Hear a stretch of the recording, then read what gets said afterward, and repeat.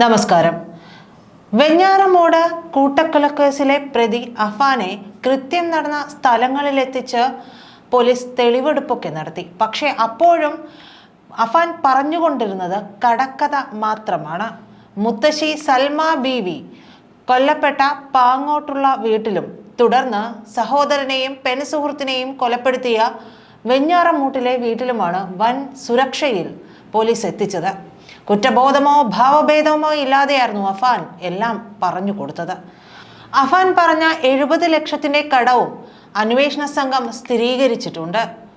ഇനി മുന്നോട്ട് പോകാൻ കഴിയാത്ത വിധം കടം വന്നതുകൊണ്ട് തന്നെയാണ് എല്ലാവരെയും കൊലപ്പെടുത്താൻ തീരുമാനിച്ചത്.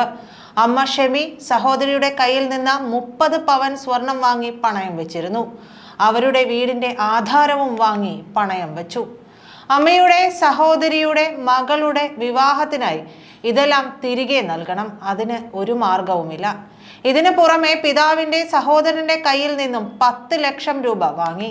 ഇതിനൊപ്പം ദിവസവും പലിശ നൽകുന്ന രീതിയിൽ ബ്ലേഡ് പലിശക്കാരിൽ നിന്നാണ് കൂടുതൽ പണവും വാങ്ങിയതെന്നും അഫാൻ മൊഴി നൽകി. 2 പേർ കൂടി അഫാന്റെ ഹിറ്റ് ലിസ്റ്റിൽ ഉണ്ടായിരുന്നു. അത് അമ്മയുടെ സഹോദരിയും മകളുമാണെന്നും നേരത്തെ അഫാൻ പോലീസിനോട് വെളിപ്പെടുത്തിയിരുന്നു. 2.5 ലക്ഷത്തിന്റെ ബൈക്കും പിന്നീട് കാറും വാങ്ങിയതോടെയാണ് കടം നൽകിയവർ സമ്മർദ്ദം ചെലുത്തിയത്. പെൺസുഹൃത്ത് ഫർസാനയിൽ നിന്ന് വാങ്ങിയ മാല ഫർസാനയും തിരികെ ചോദിച്ചു. പിതാവ് അറിയാതെയാണ് ഫർസാന അഫാന് മാല കൈമാറിയത്. പിതാവ് കണ്ടുപിടിക്കുമെന്ന് പറഞ്ഞാണ് ഫർസാന സമ്മർദ്ദവും ചെലുത്തിയത്. സാമ്പത്തിക പ്രതിസന്ധിയുടെ വിശദാംശങ്ങൾ പോലീസിന് അഫാന്റെയും ഷെമിയുടെയും മൊബൈലിൽ നിന്ന് ലഭിക്കുകയും ചെയ്തു. അങ്ങനെയാണ് കടത്തിന് സ്ഥിരീകരണം ഉണ്ടായിരിക്കുന്നത്. ഷെമി ചിട്ടി നടത്തിയും സാമ്പത്തിക ബാധ്യതയുണ്ടാക്കിയെന്നാണ് വിവരം. എന്നാൽ അഫാന്റെ പിതാവ് ഇതൊന്നും സ്ഥിരീകരിച്ചിട്ടില്ല. ഇതിനിടെ അഫാന്റെ പിതാവ് കുറച്ചു പണം നാട്ടിലേക്ക് അയച്ചുവെന്നാണ് മൊഴി നൽകിയത്. എന്നാൽ ബാങ്ക് രേഖകളിൽ ഇത് കാണുന്നില്ലെന്നാണ് അന്വേഷണ സംഘം നൽകുന്ന വിവരം. ഇതെല്ലാം തന്നെ ദുരൂഹമാണ്. അഫാനെ കൃത്യം നടന്ന സ്ഥലങ്ങളിലെത്തിച്ച് തെളിവെടുത്ത് പോലീസ് കുറ്റപത്രം തയ്യാറാക്കുന്ന നടപടികളിലേക്ക് കടക്കുകയാണ്. അതിവേഗ കുറ്റപത്രമാണ് പദ്ധതി. മുത്തശ്ശി സൽമ ബീവി കൊല്ലപ്പെട്ട പാങ്ങോട്ടുള്ള വീട്ടിലും തുടർന്ന് സഹോദരനെയും പെൺസുഹൃത്തിനെയും കൊലപ്പെടുത്തിയ വെഞ്ഞാറമൂട്ടിലെ വീട്ടിലുമായിരുന്നു വൻ സുരക്ഷയിൽ പോലീസ് അഫാനെ എത്തിച്ചത്.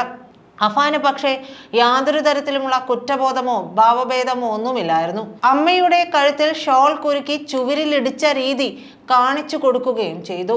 കൊടും ക്രൂരത അരങ്ങേറിയ സ്വന്തം വീട്ടിലും അക്ഷോഭ്യനായിട്ടാണ് അഫാൻ പോലീസിനൊപ്പം കയറിയത്. സൽമ ബീവിയുടെ കൊലപാതകവുമായി ബന്ധപ്പെട്ട് പാങ്ങോട് പോലീസ് എടുത്ത കേസിലായിരുന്നു ആദ്യ തെളിവെടുപ്പ്. വെള്ളിയാഴ്ച 4 മണിയോടെയാണ് പാങ്ങോടുള്ള വീട്ടിലെത്തിച്ചത്. സൽമ ബീവി തലക്കടിയേറ്റ് വീണുകിടന്നിരുന്ന സ്ഥലം പ്രതി കാണിച്ചു. തുടർന്ന് വീടിനുള്ളിലെത്തിച്ചും തെളിവെടുത്തു. ഇതിനുശേഷമാണ് സഹോദരൻ അഫ്സാനെയും സുഹൃത്ത് ഫർസാനെയും തലക്കടിച്ച് കൊല്ലുകയും മാതാവ് ഷെമിയെ ആക്രമിക്കുകയും ചെയ്ത വെഞ്ഞാറമൂട് പേരുമലയിലെ വീട്ടിലെത്തിയത്. കൂട്ടക്കൊല നടന്ന ഫെബ്രുവരി 24 ശേഷം ആദ്യമായാണ് അഫാനെ ഈ സ്ഥലങ്ങളിൽ എത്തിക്കുന്നത്. കൊടും ക്രൂരത അരങ്ങേറിയ വീട്ടിലും അക്ഷോഭ്യനായി തന്നെ അഫാൻ പോലീസിനൊപ്പം കയറി. അനുജൻ അടിയേറ്റ് മരിച്ചു കിടന്ന വരാന്തയിലും താഴത്തെ നിലയിലെ എല്ലാ മുറികളിലും പോലീസ് അഫാനുമായി കയറി കൂടുതൽ വിവരങ്ങൾ ചോദിച്ചറിഞ്ഞു. ഫർസാനയെ ക്രൂരമായി തലക്കടിച്ച് കൊലപ്പെടുത്തിയ മുകൾ നിലയിൽ എത്തിച്ചപ്പോഴും ഭാവമാറ്റമൊന്നും അഫാനിൽ ഉണ്ടായില്ല. അഫാൻ വളരെയധികം സാമ്പത്തികമായി ധൂർത്ത് നടത്തുന്ന വ്യക്തിയാണ് എന്നുള്ള വിവരങ്ങളാണ് ഇതിൽ നിന്നും ലഭ്യമാകുന്നത്. കടം കയറിയ അവസ്ഥയിലും വളരെ സുഖലോലുപതയിൽ തന്നെ ജീവിക്കാനാണ് അഫാൻ ശ്രമിച്ചിരുന്നത്. അതുകൊണ്ട് തന്നെയാണ് അഫാൻ മാത്രമല്ല അഫാന്റെ മാതാവും ഇത്തരത്തിൽ തന്നെ ശ്രമിച്ചു എന്ന് വേണം കരുതാൻ. അതുകൊണ്ടാണ് അമ്മയും മകനും ചേർന്ന് ഇത്രയും വലിയൊരു തുകയുടെ ബാധ്യതയിലേക്ക് എത്തിപ്പെടുന്നത്.